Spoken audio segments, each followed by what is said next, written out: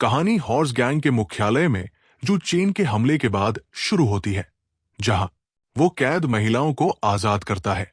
वो उन्हें जाने की इजाजत देता है और वे उसे दयालु महोदय कहकर धन्यवाद देती है। जू चेन एक असाधारण कलम पेन को देखता है, जो एक कन्फ्यूशन आध्यात्मिक खजाना है। वो सोचता है कि किंवदंतियों के अनुसार इस दुनिया में भयंकर राक्षस है और विद्वान अपनी साहित्यिक ऊर्जा से राक्षसों को दबाते हैं। वो अपनी ऊर्जा को छिपाने का फैसला करता है ताकि साधारण लोग इसे न देख सकें, ये पुष्टि करते हुए कि किंवदंतियां झूठी नहीं है। दृश्य जू चेन के घर में बदलता है, जहां लिन वानक्यू ने सब कुछ साफ सुथरा किया है ताकि उसका पति आराम से रह सके। जू चेन घर लौटता है और दादी झांग उसे मालिक कहकर स्वागत करती है। लिन वानक्यू देखती है कि जू चेन के चेहरे पर मुस्कान है और पूछती है कि आज क्या खुशी की बात हुई। जू चेन जवाब देता है कि अपनी पत्नी को घर पर देखकर वो स्वाभाविक रूप से खुश हो जाता है। लिन वानक्यू उसे चिढ़ाते हुए कहती है कि वो किताबी कीड़ा होने के बावजूद इतनी चिकनी चुपड़ी बातें करता है। वो बताती है कि उसने गर्म पानी तैयार कर लिया है और जू चेन को हाथ धोकर खाना खाने के लिए कहती है। जू चेन तुरंत तैयार होने चला जाता है। लिन वानक्यू की नजर जू चेन की उस कलम पर पड़ती है। वो हैरान होकर सोचती है कि ये सिर्फ असामान्य नहीं, बल्कि एक चांदी का कन्फ्यूशन खजाना है जो राक्षसों के लिए बेहद घातक है। वो सोचती है कि जू चेन को ये कहां से मिला। उसे संदेह होता है कि क्या जू चेन अन्य विद्वानों की तरह राक्षसों को दबाने की तैयारी कर रहा है। वो फैसला करती है कि वो आज रात उससे इस बारे में पूछेगी। दूसरी ओर हॉर्स गैंग के मुख्यालय में तबाही का मंजर है। कांस्टेबल झांग, जो तियान्यान सेक्ट का शिष्य है, वहां पहुंचता है और देखता है कि सभी मारे गए हैं और सामान भी गायब है। वो गुस्से में चिल्लाता है कि कौन उसकी चीजें चुराने की हिम्मत कर सकता है। वो इसे अक्षम्य बताता है और अपने गुर्गों को आदेश देता है कि पूरे जिनलिंग सिटी को उलट-पुलट कर भी उस शख्स को ढूंढ निकालें। वो कहता है कि वो देखना चाहता है कि कौन उससे पंगा लेने की हिम्मत करता है। उसके गुर्गे तुरंत जांच शुरू करने के लिए तैयार हो जाते हैं। लिन वानक्यू अपने पति से पूछती है कि वो आज कहां गया था। जू चेन जवाब देता है कि वो निंग जू के साथ विद्वता पर चर्चा करने गया था, क्योंकि शरद ऋतु की इंपीरियल परीक्षा नजदीक है और उसका पास होना या न होना इस पर निर्भर करता है। लिन वानक्यू उस चांदी की कलम कन्फ्यूशन आध्यात्मिक खजाना के बारे में पूछती है जिसे जू चेन के पास देखा था, और पूछती है कि क्या वह भी निंग जू ने दी। जू चेन हल्के फुल्के अंदाज में टाल जाता है और कहता है कि अपनी खूबसूरत पत्नी के सामने उसका दिल तेजी से धड़कता है। वो रात को बर्बाद न करने की बात कहता है। लिन वानक्यू हंसते हुए कहती है कि वो इतनी जल्दी में क्यों है और उसे पहले नहाने के लिए कहती है। जू चेन सहमत होकर चला जाता है। वो मन ही मन सोचता है कि अगर उसने लिन वानक्यू को बताया कि उसने हॉर्स गैंग के नेता को मार डाला तो वो डर जाएगी। दृश्य बदलता है और ग्लोरी सिटी में हलचल मची है। लोग चर्चा कर रहे हैं कि हॉर्स गैंग का नेता मारा गया है, जो एक बड़ा मास्टर था। वे हैरान हैं कि कोई उसे कैसे मार सकता है। कुछ लोग इसे अच्छी खबर मानते हैं, लेकिन चिंता जताते हैं कि हॉर्स गैंग को समर्थन देने वाला तियान्यान सेक्ट अब हंगामा खड़ा करेगा। कांस्टेबल झांग, जो तियान्यान सेक्ट का शिष्य है, इस खबर से गुस्से में है और उसने पूरे शहर में हत्यारे की तलाश का आदेश दिया है। लोग कहते हैं कि तियान्यान सेक्ट बहुत शक्तिशाली है, जिसके पास कई मास्टर और 7वें स्तर की चीज शोधन, क्यूई रिफाइनिंग ताकत वाले शिष्य हैं। वे अनुमान लगाते हैं कि जिस रहस्यमयी मास्टर ने हॉर्स गैंग के नेता को मारा, वो शायद झांग शिंग और तियान्यान सेक्ट का मुकाबला न कर पाए। लिन वानक्यू दादी झांग से पूछती है कि क्या हुआ। दादी झांग बताती है कि हॉर्स गैंग के मुख्यालय का नेता मारा गया है और तियान्यान सेक्ट का शिष्य झांग शिंग हत्यारे की तलाश में पूरे शहर की छानबीन कर रहा है। वो कहती है कि उसने लंबी जांच की, लेकिन कोई सुराग नहीं मिला। हालांकि उसे संदेह है कि ये वही रहस्यमयी मास्टर हो सकता है जिसका सामना उन्होंने पहले हॉर्स गैंग की शाखा में हुआ था। वो कहती है कि ये व्यक्ति इतना चतुर है कि उसकी पृष्ठभूमि का पता लगाना मुश्किल है। लिन वानक्यू पूछती है कि क्या उसके पास हॉर्स गैंग से कोई गहरा बैर था। दादी झांग जवाब देती है कि शायद ऐसा ही हो, क्योंकि पिछली बार वो ज्यादा हंगामा नहीं करना चाहता था। लिन वानक्यू उसे इस मामले पर नजर रखने और ये पता लगाने का आदेश देती है कि ये रहस्यमयी मास्टर कौन है। वो कहती है कि कोई भी उसके सामने इतना कुछ करने की हिम्मत कैसे कर सकता है। दादी झांग सहमति जताती है और चली जाती है। लिन वानक्यू सोचती है कि उसका पति और बच्चा उसका इंतजार कर रहे हैं। अंत में शियाओ डोंग का दुखद दृश्य दिखाया जाता है, जो अपने माता पिता की मौत पर रो रहा है। वो चिल्लाता है कि अब उसके पास कोई माता पिता नहीं है और कसम खाता है कि वो उनका बदला लेगा। उसका सिर दर्द से फट रहा है और वो दर्द में चीखता है। वो अपनी ऊर्जा को महसूस करता है, लेकिन अचानक वो गायब हो जाती है। लिन वानक्यू सोचती है कि शायद वो हाल में ज्यादा थक गई है और उसे भ्रम हो रहा है। दूसरी ओर जू चेन अपनी सिस्टम ट्रेट्स देख रहा होता है। नाम जू चेन, पहचान, विदेश में खोया हुआ युवराज, ताओवाद, फाउंडेशन बिल्डिंग नवां स्तर, साहित्यिक महल पहली से 9वीं श्रेणी, कन्फ्यूशनिज्म 5वीं श्रेणी साहित्यिक महल, बदले की प्रगति 1%। सिस्टम उसे उसकी आभा को छिपाने में मदद करता है जब तक वो दूसरों के सामने अपनी खेती या साहित्यिक ऊर्जा प्रदर्शित नहीं करता। जू चेन सोचता है कि हॉर्स गैंग को नष्ट करने से उसकी बदले की प्रगति केवल 1% बढ़ी है और तियानयान सेक्ट को खत्म करने से ये शायद 5% तक पहुंच सकती है, जिससे उसे सिस्टम से इनाम मिलेगा। लिन वानक्यू उससे मजाकिया अंदाज में व्हाइट पाउडर डांस के बारे में पूछती है। जू चेन हंसते हुए कहता है कि वो इसलिए कि उसकी पत्नी इतनी गोरी और सुंदर है, जैसे आकाश की परी, और उसे नाचते हुए कितना अच्छा लगेगा।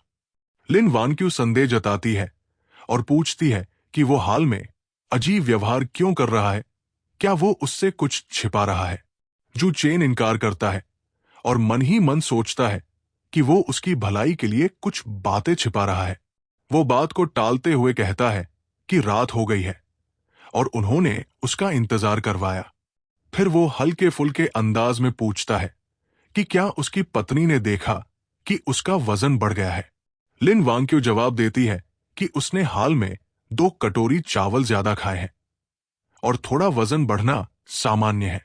वो वादा करती है कि कल और पौष्टिक खाना बनाएगी। जू चेन मजाक करता है कि उसके दिन 4 भोजन के अलावा और कुछ नहीं करते। दृश्य ग्लोरी सिटी की सड़कों पर बदलता है, जहां लोग हॉर्स गैंग के नेता मा यिमिंग की हत्या की चर्चा कर रहे हैं। वे हैरान हैं कि कोई इतना ताकतवर व्यक्ति उसे मार सकता है और इसे जिनलिंग सिटी के लिए एक खतरे का अंत मानते हैं। लेकिन वे चुपके से बताते हैं कि तियानयान सेक्ट का शिष्य झांग शिंग रात को जिनलिंग सिटी पहुंचा और इस खबर से गुस्से में है। लोग कहते हैं कि जिसने तियानयान सेक्ट के केक हितों को छुआ वो बहुत हिम्मती है। तभी हॉर्स गैंग के बचे हुए गुर्गे सड़कों पर आते हैं, लोगों को धमकाते हुए कहते हैं कि जो कोई उस व्यक्ति के बारे में जानकारी देगा उसे 10 ताइल सोने का इनाम मिलेगा। इस बीच एक निमंत्रण पत्र सामने आता है जिसमें लिखा है, तियानयान सेक्ट का झांग शिंग आपको 13 जून को जिनलिंग रेस्तरां में भोज के लिए आमंत्रित करता है। पत्र में एक सुअर का सिर बना है जो उस रहस्यमयी मास्टर का मजाक उड़ाता है। लोग इसे झांग शिंग की चुनौती मानते हैं, लेकिन कहते हैं कि केवल मूर्ख ही इस साधारण उकसावे में फंसेगा। कुछ लोग इसे हास्यास्पद और अनपढ़ लोगों का काम बताते हैं। हुओ जिहाओ, जो ये सब सुन रहा है, सोचता है कि ये उसके लिए मायने नहीं रखता। वो इंपीरियल परीक्षा में स्थान हासिल करने के बाद इस जगह को छोड़ देगा। शियाओ डोंग एक अज्ञात स्थान पर जागता है और उसका सिर तेज दर्द से भरा है। वो भ्रमित है कि वो कहाँ है और उसके दिमाग में इतनी सारी नई यादें क्यों उभर रही है। वो सोचता है कि वो आखिर है कौन। धीरे धीरे उसकी यादें लौटती है और वो चिल्लाता है कि उसे सब कुछ याद आ गया। उसे पता चलता है कि कुछ लोगों ने उसके साथ विश्वासघात किया था और वो अपनी असली पहचान को पहचान लेता है। वो संकल्प लेता है कि उन विश्वासघातियों को मारकर वो वापस लौटेगा। शियाओ डोंग को यह भी पता चलता है कि उसकी यादों के साथ साथ उसकी सर्वोच्च दोहरी पुतलियां, सुप्रीम ट्विन प्यूपिल्स, फिर से जागृत हो गई है। ये उसका अजेय अंतिम कौशल है जो सभी भ्रमों को देख सकता है और सत्य तक पहुंच सकता है। वो फैसला करता है कि उसे पहले इस खतरनाक दुनिया से निकलना होगा, अवसर तलाशने होंगे और धीरे धीरे अपनी खेती, कल्टीवेशन को बढ़ाना होगा। वो सोचता है कि जू चेन और लिन वानक्यू ने उसके साथ अच्छा व्यवहार किया है और भविष्य में जरूरत पड़ने पर वो इन दोनों की मदद कर सकता है। वो जू चेन को भाई चेन कहकर याद करता है। शियाओ डोंग जू चेन के घर पहुंचता है और उसकी साहित्यिक ऊर्जा और उच्च खेती स्तर को देखकर हैरान हो जाता है। वो सोचता है कि जू चेन बिल्कुल शियुकाई नहीं, बल्कि कुछ और है, क्योंकि वह एक साधारण विद्वान नहीं हो सकता। जू चेन उससे पूछता है कि क्या हुआ और क्या उसने नाश्ता किया। शियाओ डोंग कहता है कि वह अभी खाएगा। तभी लिन वानक्यू दोनों को रात के खाने के लिए बुलाती है। शियाओ डोंग अपनी दोहरी पुतलियों से लिन वानक्यू को देखता है और हैरान हो जाता है, क्योंकि वो उसकी असली पहचान को भी नहीं भांप पाता। वो सोचता है कि अगर उसके पास दोहरी पुतलियां न होती तो वो ये न जान पाता कि जू चेन और लिन वानक्यू अपनी असली पहचान छिपा रहे हैं। वो इस जोड़े के बारे में उत्सुक हो जाता है। दृश्य ग्लोरी सिटी की सड़कों पर बदलता है, जहां लोग बुलेटिन बोर्ड के पास इकट्ठा है। वे चर्चा करते हैं कि तियान्यान सेक्ट का शिष्य झांग शिंग ने हॉर्स गैंग के नेता के हत्यारे को मिलने के लिए आमंत्रित किया है। जू चेन अपनी पत्नी को आश्वस्त करता है कि सब कुछ उसके नियंत्रण में है। वो सार्वजनिक निमंत्रण को मूर्खतापूर्ण बताता है और कहता है कि केवल कोई बेवकूफ ही वहां जाएगा। शियाओ डोंग ये सब सुनकर और उत्सुक हो जाता है कि ये जोड़ा आखिर है कौन। इस बीच झांग शिंग अपने अड्डे पर है। उसका एक गुर्गा बताता है कि लोगों में अफवाह है कि वह रहस्यमयी व्यक्ति तय समय पर नहीं आएगा। झांग शिंग आत्मविश्वास से कहता है कि वो जरूर आएगा। वो पूछता है कि क्या पिछली बार छोड़ी गई सभी महिलाओं को फिर से पकड़ लिया गया है। गुर्गा पुष्टि करता है कि सभी को पकड़ लिया गया है। झांग शिंग आदेश देता है कि कल सुबह उनमें से 2 को मारकर शहर की दीवारों पर लटकाया जाए, ताकि वह रहस्यमयी व्यक्ति जू चेन उसका संदेश समझ जाए। गुर्गा तुरंत तैयारी के लिए चला जाता है। वो अपने एक गुर्गे को आदेश देता है कि वो अफवाह फैलाए कि हॉर्स गैंग के नेता मा यिमिंग को जिनलिंग सिटी में छिपे एक बड़े राक्षस ने मारा। वो चाहता है कि इससे लोगों में भ्रम फैले। गुर्गा पुष्टि करता है कि सब कुछ तैयार है। झांग शिंग बताता है कि जब वे पहाड़ से नीचे उतर रहे थे, तब उनके गुरु ने कहा था कि जिनलिंग सिटी में एक बड़ा राक्षस हो सकता है। साथ ही शाही दरबार का एक महान विद्वान भी शहर में आया है। झांग शिंग सोचता है कि वह एक तीर से 2 निशाने साध सकता है, राक्षस को बाहर निकालने और अपनी स्थिति को मजबूत करने। दूसरी ओर जू चेन अपने पास मौजूद झिंग की कलम, कन्फ्यूशन आध्यात्मिक खजाना को देखता है। वो सोचता है कि यह तीसरे स्तर का दुर्लभ खजाना है, क्योंकि खजानों को 1 से 9 स्तरों में बांटा जाता है, जिसमें 9वां स्तर सबसे उच्च और पहला सबसे निम्न होता है। इस खजाने से राक्षसों को दबाना आसान हो जाता है। हालांकि वो मानता है कि अभी स्थिति अस्थिर है, इसलिए जल्दबाजी में कोई कदम नहीं उठाना चाहिए। उसका मुख्य ध्यान इंपीरियल परीक्षा में स्थान हासिल करने पर है। वो सोचता है कि हॉर्स गैंग के नेता को मारने से उसकी बदले की प्रगति केवल 1% बढ़ी, और अगर वो झांग शिंग को मार दे तो ये प्रगति और कितनी बढ़ सकती है।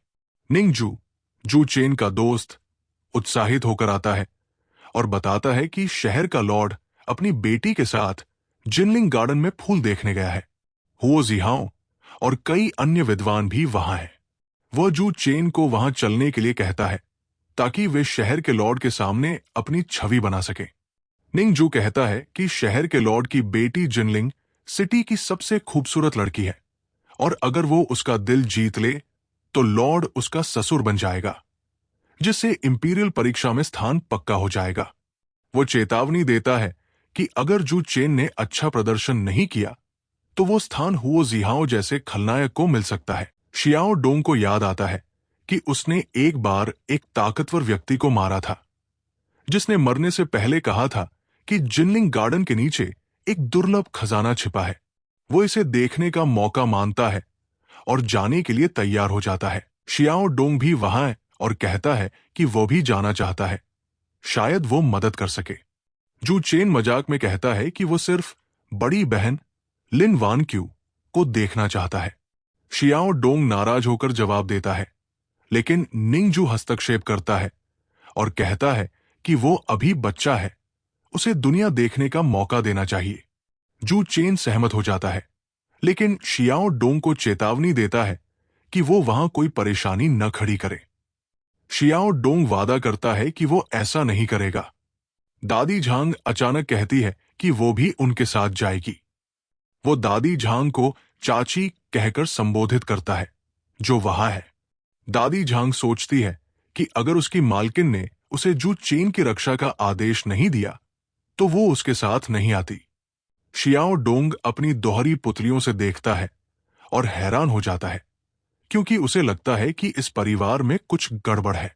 वो सोचता है कि क्या ये परिवार राक्षसों से जुड़ा हो सकता है। जू चेन सभी को साथ चलने के लिए कहता है, ये कहते हुए कि ज्यादा लोग होंगे तो और मजा आएगा।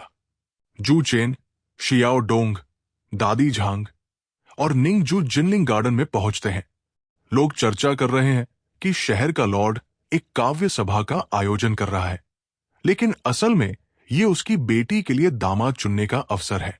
आसपास के शहरों से प्रसिद्ध विद्वान आए हैं और भीड़ में हुओ जिहाओ, हुओ परिवार का युवा मास्टर दिखाई देता है। कुछ लड़कियां उसकी तारीफ करती है और कहती है कि वो बहुत आकर्षक है। हुओ जिहाओ सोचता है कि अगर वो इस सभा में प्रभाव डाल दे तो न केवल वो शहर के लॉर्ड का पक्ष जीत लेगा, बल्कि राक्षसों को दबाने की अपनी पिछली उपलब्धि के साथ इंपीरियल परीक्षा का स्थान और शायद लॉर्ड की बेटी का दिल भी जीत लेगा। जिनलिंग गार्डन का दृश्य बहुत सुंदर है और कई प्रतिभाशाली विद्वान पहले से ही वहां मौजूद है। हुओ जिहाओ सोचता है कि वो सही समय पर आया है। शहर के लॉर्ड की बेटी, जिसे जिनलिंग सिटी की सबसे खूबसूरत लड़की कहा जाता है, नाव पर सैर कर रही है। हुओ जिहाओ औपचारिक रूप से शहर के लॉर्ड का अभिवादन करता है और कहता है कि वो क्यू लिंग के हुओ परिवार से है। लॉर्ड उसकी तारीफ करता है, कहता है कि उसने हाल ही में राक्षसों को दबाने में योगदान दिया है और वो एक साहसी और असाधारण विद्वान है। शहर के लॉर्ड की बेटी प्रभावित होकर कहते हैं कि यही वो हुओ जिहाओ है जिसने राक्षसों को हराया। जू चेन और निंगजू वहां पहुंचते हैं और हुओ जिहाओ उन्हें देखकर हैरान हो जाता है। वो सोचता है कि क्या जू चेन भी इंपीरियल परीक्षा के स्थान के लिए आया है। कांस्टेबल झांग शहर के लॉर्ड को बताता है कि निंगजू पिछले साल का शियुकाई है और जू चेन इस साल का, और दोनों ने राक्षस दबाने के मामले में हिस्सा लिया था। वो उन्हें जिनलिंग सिटी के प्रतिभाशाली युवा कहता है, लेकिन हुओ जिहाओ आपत्ति जताता है और कहता है कि ये पूरी तरह सही नहीं है। वो निंगजू को कुछ हद तक श्रेय देता है, लेकिन जू चेन की आलोचना करता है। वो कहता है कि राक्षसों का सामना होने पर जू चेन सबसे तेज भागा था और वो विद्वानों के लिए शर्मिंदगी है। हुओ जिहाओ की बात से भीड़ में हलचल मच जाती है। लोग जू चेन को कायर कहते हैं और पूछते हैं कि क्या ये सच है कि वह राक्षसों से डरकर भाग गया। हुओ जिहाओ शहर के लॉर्ड और उनकी बेटी से कहता है कि अगर उन्हें यकीन न हो तो वहां मौजूद अन्य शियुकाई से पूछ सकते हैं। कई विद्वान हुओ जिहाओ का समर्थन करते हैं और जू चेन को कायर बताते हैं। जू चेन सोचता है कि इंपीरियल परीक्षा का स्थान पाने के लिए हुओ जिहाओ कुछ भी करेगा, और अगर जू चेन की छवि खराब हो जाए तो उसे ये स्थान आसानी से मिल जाएगा। कांस्टेबल झांग चेन का बचाव करने की कोशिश करता है। वो कहता है कि उस दिन की स्थिति जटिल थी। वो बताता है कि जब उसने गांव में लोगों का नेतृत्व किया तो राक्षसों का अड्डा पहले ही नष्ट हो चुका था और ये मामला रहस्यमय है। उसे संदेह है कि इसका जू चेन से कुछ लेना देना हो सकता है। वो ये भी कहता है कि राक्षस क्रूर और हिंसक होते हैं, और जू चेन, जो अभी नया शियुकाई बना है, अगर डर गया तो ये स्वाभाविक है। लेकिन शहर के लॉर्ड की बेटी बात को नजरअंदाज करती है और जू चेन को कायर कहती है।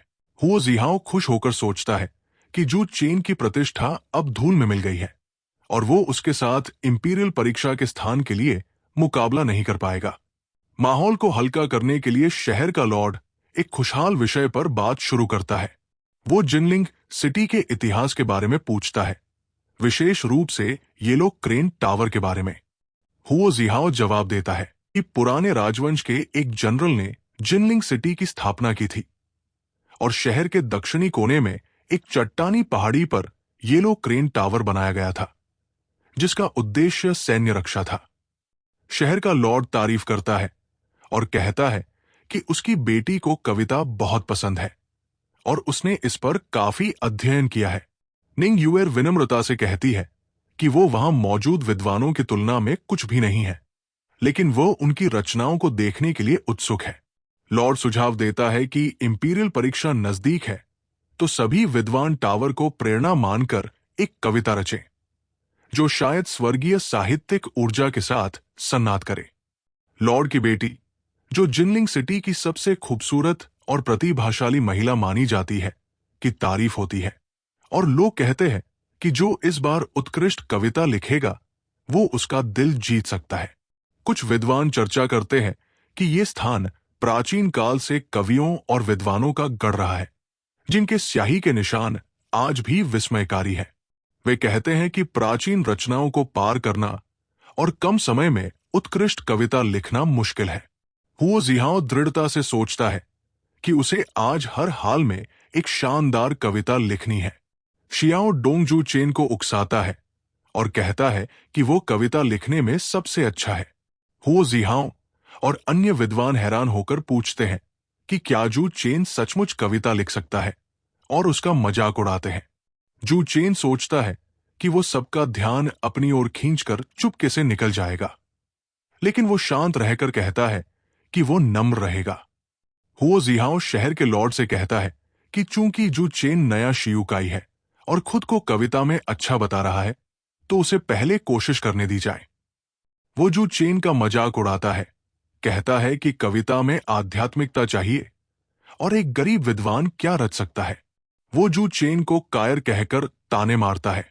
लॉर्ड चेन को प्रोत्साहित करता है कि वो कोशिश करे। जू चेन, जो पहले अपनी प्रतिभा दिखाने से बच रहा था, अब मजबूर होकर कविता लिखने के लिए तैयार होता है। वो कहता है, अमर येलो क्रेन पर सवार होकर चला गया, केवल येलो क्रेन टावर छोड़कर। ये दो पंक्तियां साधारण लगती हैं, लेकिन उनमें अनंत आकर्षण है। लोग हैरान हो जाते हैं कि उसने वाकई कविता लिख दी। अचानक साहित्यिक ऊर्जा जमा होने लगती है और भीड़ में हलचल मच जाती है। जू चेन अपनी कविता जारी रखता है। येलो क्रेन चला गया और कभी नहीं लौटेगा। सफेद बादल हजारों साल तक खाली तैरते हैं। वो आगे कहता है, धूप में हान्यांग के पेड़ नदी में झलकते हैं। यिंगवू द्वीप पर सुगंधित घास हरी भरी उगती है। जैसे जैसे वो कविता पूरी करता है, साहित्यिक ऊर्जा एक तोते, पैरट के रूप में साकार हो जाती है, जो दर्शाता है कि उसकी कविता प्रांत स्तर पर सन्नाट कर रही है। लोग स्तब्ध है। हुओ जिहाओ और अन्य विद्वान हैरान होकर कहते हैं कि जू चेन ऐसी कविता कैसे लिख सकता, ये असंभव है। वे कहते हैं कि इतनी मजबूत साहित्यिक ऊर्जा ने पूरे प्रांत को प्रभावित किया है। शहर का लॉर्ड उत्साहित होकर कहता है, प्रांत को प्रभावित करने वाली रचना, उत्कृष्ट, उत्कृष्ट। जू चेन अपनी अंतिम पंक्तियां कहता है, सूरज ढलने पर मेरा घर कहां है, नदी पर धुंधली लहरें मन को उदास करती है। ये कविता न केवल उसकी प्रतिभा बल्कि साहित्यिक शक्ति को दर्शाती है। जू चेन की कविता से साहित्यिक ऊर्जा और तेजी से बढ़ रही है। भीड़ आश्चर्य और उत्साह से भरी है, क्योंकि ये ऊर्जा एक अभूतपूर्व स्तर पर पहुंचती है। अचानक यह स्पष्ट हो जाता है कि जू चेन की कविता एक राज्य सन्नाद रचना, स्टेट रेजोनेटिंग वर्क है। लोग हैरान हैं कि जू चेन ने ऐसी जबरदस्त रचना बनाई जो पूरे जिनलिंग सिटी के लिए गर्व की बात है। शहर का लॉर्ड उत्साहित होकर कहता है कि क्या जिनलिंग सिटी में ऐसा प्रतिभाशाली व्यक्ति है जो राज्य सन्नाद रचना बना सकता है। निंग जू और शियाओ डोंग भी हैरान है। निंग जू सोचता है कि जू चेन ने अपनी असली प्रतिभा छिपाई थी। शियाओ डोंग, जिसे जू चेन की ताकत का पहले से अंदाजा था, उसकी कविता से उत्पन्न विशाल साहित्यिक ऊर्जा से प्रभावित है। दादी झंग सोचती है कि इस कविता ने उसके दिल को भी झकझोर दिया। लोग कविता की तारीफ करते हैं, कहते हैं कि यह प्राचीन शैली और नियंत्रित छंद का मिश्रण है जो अपनी अलग शैली बनाती है। इसे 7 अक्षरों वाले नियंत्रित छंद में सर्वश्रेष्ठ माना जाता है। वे कहते हैं कि इसने एक बार अमर ताइबेई को भी प्रभावित किया था और कविता जगत के शीर्ष हस्तियों ने इसकी प्रशंसा की थी। कविता की पंक्तियां, अमर येलो क्रेन पर सवार होकर चला गया, केवल येलो क्रेन टावर छोड़कर। येलो क्रेन चला गया और कभी नहीं लौटेगा। सफेद बादल हजारों साल तक खाली तैरते हैं। धूप में हान्यांग के पेड़ नदी में झलकते हैं। यिंगवू द्वीप पर सुगंधित घास हरी भरी उगती है। सूरज ढलने पर मेरा घर कहाँ है? नदी पर धुंधली लहरें मन को उदास करती है, लोगों को भावुक कर देती है। वे कहते हैं कि ये कविता ऊंची, विशाल, सुंदर और उदास है, जो एक युवा के अपने गृहानगर से दूर जाने के जुनून को दर्शाती है। अंतिम पंक्ति पढ़ते समय लोग आंसुओं में डूब जाते हैं, क्योंकि ये गृहानगर की याद और उसकी अनुपस्थिति को जीवंत करती है। जू चेन की कविता से एक क्रेन स्पिरिट, हंस आत्मा, साकार हो जाती है, जो साहित्यिक ऊर्जा का प्रतीक है। शहर का लॉर्ड बधाई देता है और कहता है कि इस आत्मिक वस्तु की मदद से जू चेन भविष्य में दोगुने परिणाम आधे प्रयास से हासिल करेगा। वो बताता है कि उत्कृष्ट कविताएं और सुलेख कविता आत्माएं या सुलेख आत्माएं बना सकते हैं, जो राक्षसों को दबाने की शक्ति रखते हैं। लॉर्ड की बेटी प्रभावित होकर पूछती है कि क्या जू चेन विवाहित है, ये कहते हुए कि उसने जिनलिंग सिटी में ऐसी प्रतिभा को पहले नहीं देखा। लोग अनुमान लगाते हैं कि वो इतना युवा है, शायद अविवाहित होगा। लेकिन निंगजू हस्तक्षेप करता है और कहता है कि जू चेन हाल ही में विवाहित है और उसका वैवाहिक जीवन सुखी है। दादी झांग मन ही मन चेतावनी देती है कि कोई भी उसके युवा मालिक के बारे में गलत विचार न बनाए। शहर का लॉर्ड कहता है कि जू चेन ने राज्य सन्नाद कविता बनाकर जिनलिंग सिटी को गौरवान्वित किया है और पूछता है कि वह क्या इनाम चाहता है। हुओ जिहाओ चिंतित हो जाता है, ये सोचकर कि जू चेन इंपीरियल परीक्षा का स्थान मांग सकता है, क्योंकि ऐसी रचना इतिहास में दर्ज होने योग्य है। लेकिन जू चेन जवाब देता है कि सोना चांदी जैसे भौतिक पुरस्कार महत्वहीन है। वो कहता है कि देश आंतरिक और बाहरी संकटों का सामना कर रहा है और एक विद्वान के रूप में वो देश की सेवा करना चाहता है। शहर का लॉर्ड उसकी महत्वाकांक्षा की तारीफ करता है और कहता है कि वो उसकी प्रशंसा करता है। शहर का लॉर्ड जू चेन और हुओ जिहाओ की तारीफ करता है, उन्हें जिनलिंग सिटी के उत्कृष्ट विद्वान बताता है। वो कहता है कि हुओ जिहाओ ने राक्षस दमन में योगदान दिया है, जबकि जू चेन प्रतिभा से भरा है। हालांकि वो अफसोस जताता है कि इस बार जिनलिंग सिटी को इंपीरियल परीक्षा के लिए केवल एक स्थान मिला है, जिससे उसे फैसला लेने में मुश्किल हो रही है। लॉर्ड की बेटी निंग यूएर सुझाव देती है कि हाल ही में शहर के पश्चिम में 1000 क्लाउड लेक में एक शक्तिशाली राक्षस के उभरने की अफवाह है और छोटे राक्षस भी उसके साथ है। वो प्रस्ताव देती है कि जू चेन और हुओ जिहाओ को छोटे राक्षसों को दबाने के लिए भेजा जाए। जो बेहतर प्रदर्शन करेगा और शाही दरबार के महान विद्वानों का पक्ष जीतेगा, उसे इंपीरियल परीक्षा का स्थान मिलेगा। शहर का लॉर्ड इस विचार से सहमत होता है। वो कहता है कि राक्षस मानव जाति के सबसे बड़े दुश्मन हैं और जो कोई 1000 क्लाउड लेक में राक्षसों और बुरी आत्माओं को दबाने में बेहतर प्रदर्शन करेगा, उसे वो स्थान दिया जाएगा। हुओ जिहाओ आत्मविश्वास से सोचता है कि राक्षस दमन उसकी खासियत है और जू चेन उसके सामने कुछ भी नहीं है। वो याद करता है कि पिछली बार ब्लैक विंड फॉरेस्ट में अगर वो न होता तो जू चेन मर चुका होता। जू चेन सोचता है कि वो 1000 क्लाउड लेक पहले जा चुका है, और अगर शाही दरबार के महान विद्वान वहां आ रहे हैं तो ये एक बड़ा अवसर है। दादी झंग मन ही मन नोट करती है कि जू चेन का राक्षस दमन के लिए जाना एक बड़ी बात है और उसे इसकी सूचना अपनी मालकिन को देनी होगी। लॉर्ड सभी को येलो क्रेन टावर पर नदी के किनारे का नजारा देखने के लिए आमंत्रित करता है। वो अपनी बेटी को रास्ता दिखाने के लिए कहता है और कांस्टेबल झांग लॉर्ड का मार्गदर्शन करता है। शियाओ डोंगजू चेन से कहता है कि वो गार्डन में दुर्लभ और विदेशी पौधे देखना चाहता है, क्योंकि उसने पहले कभी ऐसा नहीं देखा। जू चेन उसे अपनी नजरों से दूर न जाने की चेतावनी देता है ताकि वो खो न जाए। शियाओ डोंगजू गुस्से में सोचता है कि जू चेन ने उसकी योजना बिगाड़ दी। जू चेन गार्डन का निरीक्षण करते हुए सोचता है कि यह स्थान खजानों से भरा है। वो अपने पिता की बात याद करता है कि राजवंश को एक ड्रैगन नस, ड्रैगन वेन दबाए रखती है, और जो इसे हासिल कर लेगा वो दुनिया पर राज करेगा। उसे लगता है कि इस गार्डन का भुआकार ड्रैगन नस जैसा है। वो लॉर्ड जू चेन और हुओ जिहाओ से पूछता है कि क्या वह दृश्य में कुछ खास है। हुओ जिहाओ जवाब देता है कि दृश्य सुंदर है, लेकिन उसे कोई गहरा अर्थ नहीं दिखता। लॉर्ड बताता है कि जिनलिंग नदी के नीचे जिनलिंग ड्रैगन राजा रहता था, जो शहर को अच्छे मौसम और राष्ट्रीय शांति प्रदान करता था। बाद में ड्रैगन राजा को स्वर्ग बुला लिया गया। वो कहता है कि इस स्थान पर ड्रैगन राजा का एक महल है, जिसमें खजाने और ड्रैगन राजा की सौभाग्य की एक झलक मौजूद है। जू चेन सोचता है कि राक्षस दमन से साहित्यिक ऊर्जा मजबूत होती है और सौभाग्य सीधे साहित्यिक ऊर्जा बढ़ा सकता है। वो लंबे समय से 5वीं श्रेणी के साहित्यिक महल में अटका है और ये सौभाग्य उसे अगले स्तर तक ले जा सकता है।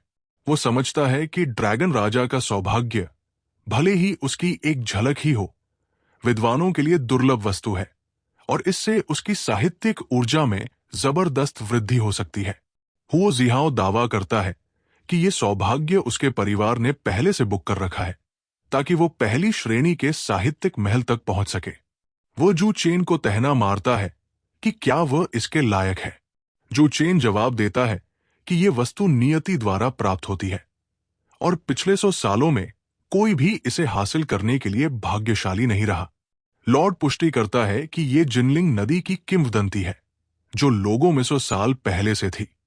शहर का लॉर्ड, जू चेन, हुओ जिहाओ और अन्य लोग जिनलिंग ड्रैगन राजा के सौभाग्य की चर्चा कर रहे हैं। लॉर्ड बताता है कि यह सौभाग्य बेहद दुर्लभ है और इसे पाने वाला इंपीरियल परीक्षा में अजेय होगा। साथ ही अन्य शहरों और प्रांतों के प्रसिद्ध विद्वानों के साथ प्रतिस्पर्धा में भी पीछे नहीं रहेगा। वह जू चेन और हुओ जिहाओ से कहता है कि अगर उनमें से कोई इंपीरियल परीक्षा में स्थान हासिल करता है तो वो पूरी कोशिश करेगा कि उसे ये सौभाग्य मिले ताकि जिनलिंग की प्रतिष्ठा बढ़े। हुओ जिहाओ आत्मविश्वास से कहता है कि वो निश्चित रूप से स्थान और सौभाग्य दोनों हासिल करेगा, जबकि जू चेन विनम्रता से कहता है कि वो अपना सर्वश्रेष्ठ करेगा। लॉर्ड बताता है कि इस बार इंपीरियल परीक्षा में कई प्रसिद्ध विद्वान और कुलीन परिवारों के शिष्य हिस्सा ले रहे हैं, जो असाधारण रूप से शक्तिशाली है। तभी एक रहस्यमयी आभा प्रकट होती है और एक सुनहरा नोट, आमंत्रण पत्र हवा में तैरता हुआ दिखाई देता है। लॉर्ड बताता है कि यह जिनलिंग ड्रैगन राजा का आमंत्रण है, जो हर साल कुछ उत्कृष्ट कन्फ्यूशन विद्वानों को भेजा जाता है। हालांकि अब तक कोई भी इस सौभाग्य को हासिल नहीं कर पाया।